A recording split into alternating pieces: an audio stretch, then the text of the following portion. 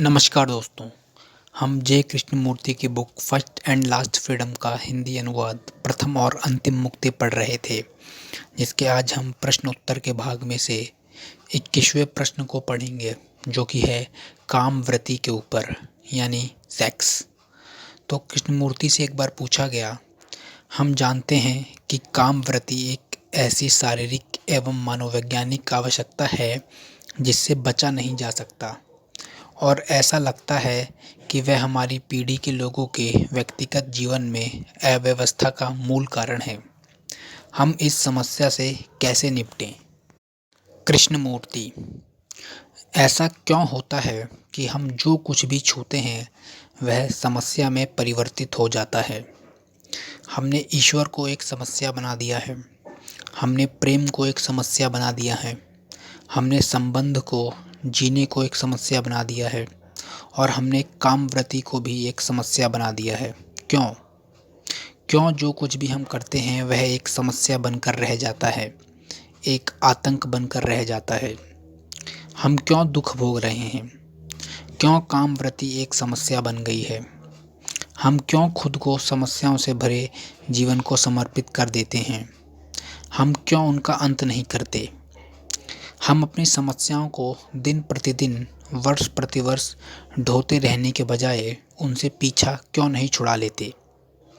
कामवृत्ति निस्संदेह एक प्रासंगिक प्रश्न है, परंतु मूलभूत प्रश्न यह है कि क्यों हम जीवन को ही समस्या बना लेते हैं? धंधा, धनोपार्जन, कामवृत्ति, सोचना, भावना, अनुभव, अनुभव जीवन का एक समस्त व्यापार, यह सब एक समस्या क्यों है? मूलतः क्या यह इसलिए नहीं है कि हम सदा एक खास दृष्टिकोण से, एक बंधे बंधाए दृष्टिकोण से सोचा करते हैं? अपने सोच विचार में हम सदा केंद्र से परिधि की ओर जाते हैं, लेकिन हम में से अनेक के लिए परिधि ही केंद्र बन जाती है।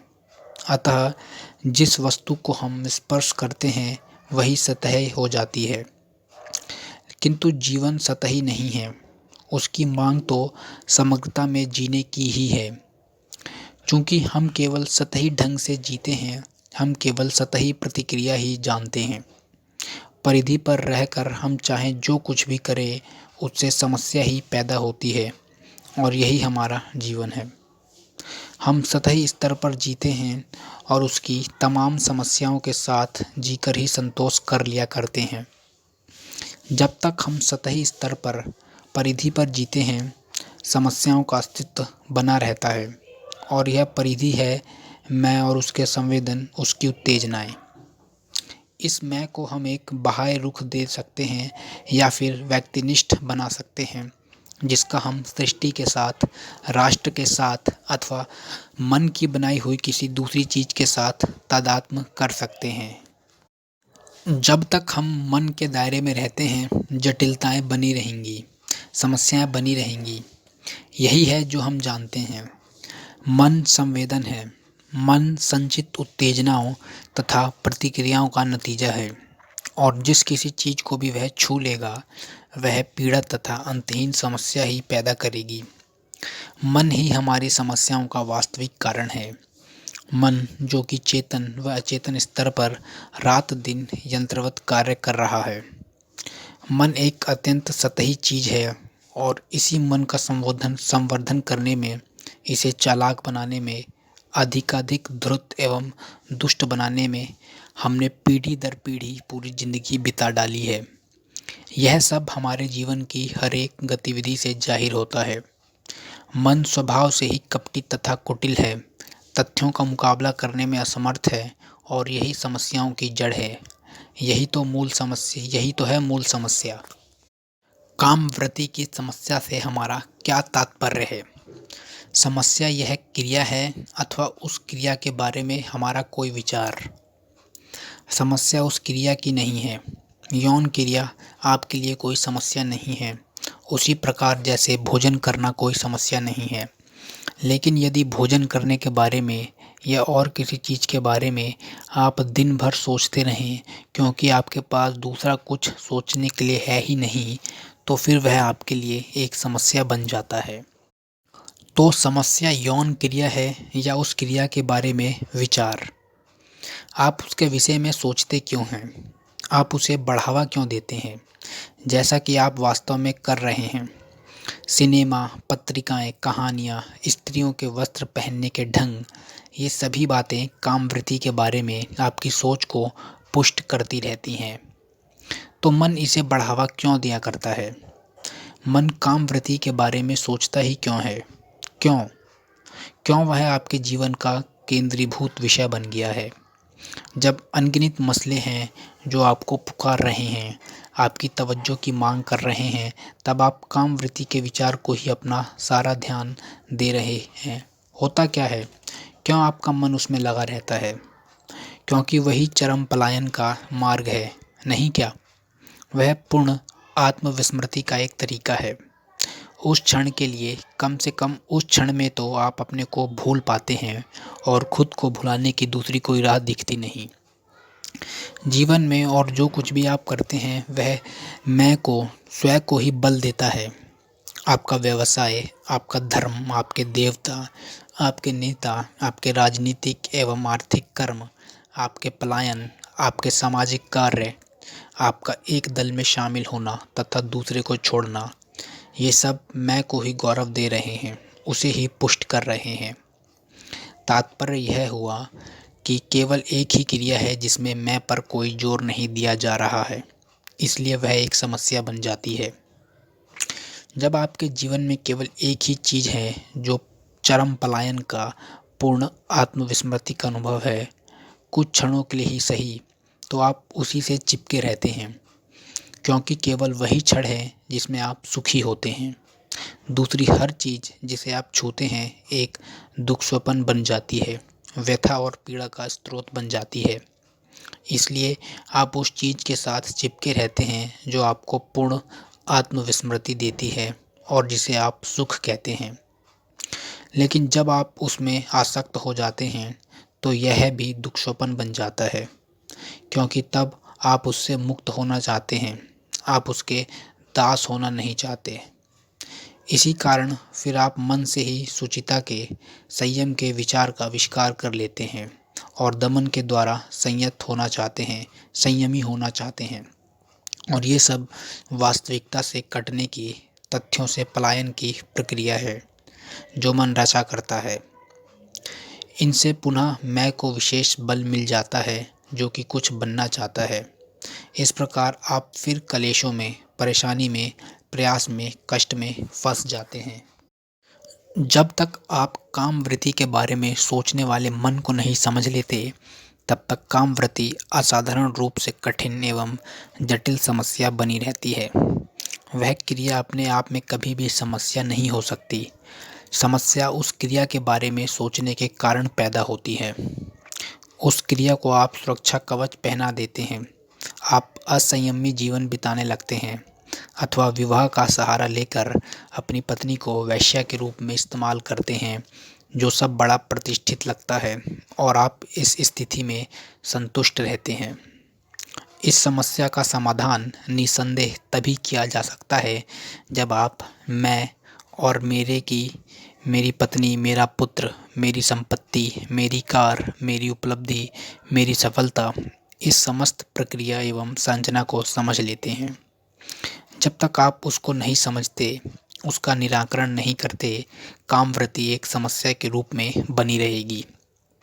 जब तक राजनीतिक, धार्मिक या और किसी भी दृष्टि से आप महत्वाकांक्षी बने रहते हैं, जब तक आप स्वयं को, विचारक को, अनुभवकर्ता को महत्वाकांक्षा से पोसते रहते हैं, चाहे वह व्यक्तिगत हो अथवा देश के नाम पर अथवा किसी दल के नाम पर या फिर किसी धारणा के नाम पर हो जिसे आप धर्म कहते हैं, जब तक आत्म विस्तार की यह गतिविधि बनी रहती है, आपके कामवृत्ति की समस्या भी रहेगी। एक ओर आप अपने स्वयं की सृष्टि कर रहे हैं, उसका पोषण कर रहे हैं, उसका विस्तार कर रहे हैं, और दूसरी ओर आप खुद को भुलाने की कोशिश कर रहे हैं, चाहे एक क्षण के लिए ही सही। आप अपने आप को खोने का प्रयत्न कर रहे हैं। तो ये दोनों बातें एक साथ कैसे हो सकती हैं? आपका जीवन अंतर्विरोधी है। मैं मैं भी और मैं को भुलाना भी। कामवृत्ति समस्या नहीं है, समस्या आपके जीवन का यही अंतर्विरोध है, और इस अंतर्विरोध की खाई को आपका मन कभी पाट नहीं सकता, क्योंकि मन स्वयं ही एक अंतर्विरोध है।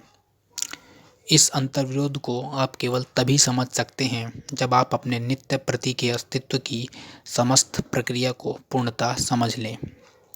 सिनेमा जाना, वहाँ पर्दे पर स्त्रियों को देखना, उन पुस्तकों को पढ़ना जो सोच को उत्तेजित करती हैं, अर्धनग्न चित्रों वाली पत्रिकाएं, स्त्रियों की ओर देखने का आपका तरीका, चोरी छिपे आने वाली नज़र जो आपकी नज़र से मिलती है, ये सभी ऐसी बातें हैं जो मन को कुटिल तरीकों से प्रोत्साहित करती हैं कि वह स्वयं को बल दे, और उसके साथ ही साथ आप दयालु, स्नेहपूर्ण एवं मृदु भी होना चाहते हैं।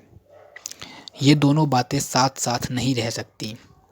आध्यात्मिक या और किसी भी दृष्टि से महत्वाकांक्षी व्यक्ति समस्याओं से मुक्त कभी नहीं हो सकता, क्योंकि समस्याओं का तभी अंत होता है जब स्वयं का विस्मरण हो जाता है, जब मैं नहीं रहता। और स्वयं के अभाव की यह अवस्था संकल्प का कर्म नहीं है, कोई प्रतिक्रिया नहीं है। कामवृत्ति एक प्रतिक्रिया बन जाती है जब मन समस्या का समाधान करने का यत्न करता है। वह उस समस्या को और अधिक गुड़मुड़, अधिक परेशान करने वाली, ज़्यादा तकलीफदेह बना देता है। वह क्रिया समस्या नहीं है, समस्या मन है। वह मन जो कहता है कि उसे शुचिता का, ब्रह्मचर्य का पालन करना चाहिए। शुचिता मन की वस्तु नहीं है। मन केवल अपनी क्रियाओं का दमन कर सकता है, और दमन शुचिता नहीं है। शुचिता कोई सद्गुण नहीं है। शुचिता का संवर्धन नहीं किया जा सकता। विनम्रता का संवर्धन करने वाला व्यक्ति निसंदेह विनम्र नहीं होता। वह अपने घमंड को विनम्रता कह सकता है, परंतु है वह घमंडी व्यक्ति, और यही कारण है कि वह विनम्र बनना चाहता है। घमंड कभी भी विनम्रता नहीं हो सकता, और शुचिता कोई मन की चीज़ नहीं है। आप संयमी बन नहीं सकते। शुचिता का आपको तभी अवबोध होगा जब प्रेम हो, और प्रेम ना तो मनोबुद्धि की देन है और ना उसका विषय। अतः दुनिया भर में कई लोगों को सताने वाली इस यौन समस्या का निराकरण तब तक मुमकिन नहीं है जब तक मन को समझ नहीं लिया जाता। हम विचार क्रिया को समाप्त नहीं कर सकते, परंतु जब विचारक का अंत हो जाता है, विचार का भी अंत हो जाता है, और विचारक का अंत तभी होता है जब हम इस पूरी प्रक्रिया को समझ लेते हैं। भय तभी पैदा होता है जब विचारक एवं उसके विचार में विभाजन होता है। जब विचारक नहीं होता, केवल तभी विचार में कोई द्वंद्व नहीं होता। अंतर्निहित को समझने के लिए प्रयास नहीं करना पड़ता। विचार ही विचारक का जनक है, और यह विचारक अपने विचारों को आकार देने का, उन्हें नियंत्रित करने का, समाप्त करने का प्रयास करता है। विचारक एक काल्पनिक हस्ती है, मन का भ्रम है। जब किसी विचार का एक तथ्य के रूप में अनुभव हो जाता है, तब उस तथ्य के बारे में सोचने की जरूरत नहीं रहती। यदि सहज बिना पसंद नापसंद के जागरूकता है, तो तथ्य का निहितार्थ प्रकट होने लगता है। अतः तथ्य के रूप में विचार का अंत हो जाता है। तब आप देखेंगे कि हमारे दिलो दिमाग को कुरेदने वाली समस्याएं, हमारी सामाजिक संरचना की समस्याएं हल की जा सकती हैं। तब कामवृत्ति कोई समस्या नहीं रहती, उसका अपना स्थान होता है। वह ना तो पवित्र होती है और ना अपवित्र। कामवृत्ति की, सेक्स की अपनी जगह है, लेकिन जब मन उसे हद से ज़्यादा तवज्जो देता है, तो यह वृत्ति एक समस्या बन जाती है। मन इसे हद से ज़्यादा तवज्जो इसलिए देता है क्योंकि वह थोड़े बहुत सुख के बिना नहीं रह सकता, और इसी कारण कामवृत्ति समस्या बनती है।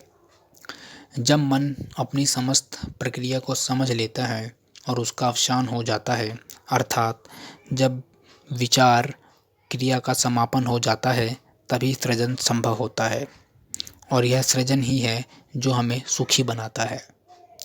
सृजन की इस अवस्था में रहना ही आनंद है, क्योंकि वह आत्मविस्मृति की अवस्था है जिसमें स्वयं की कोई प्रतिक्रिया नहीं होती। कामवृत्ति की समस्या का यह कोई सैद्धांतिक समाधान नहीं है, बल्कि एकमेव वास्तविक हल है।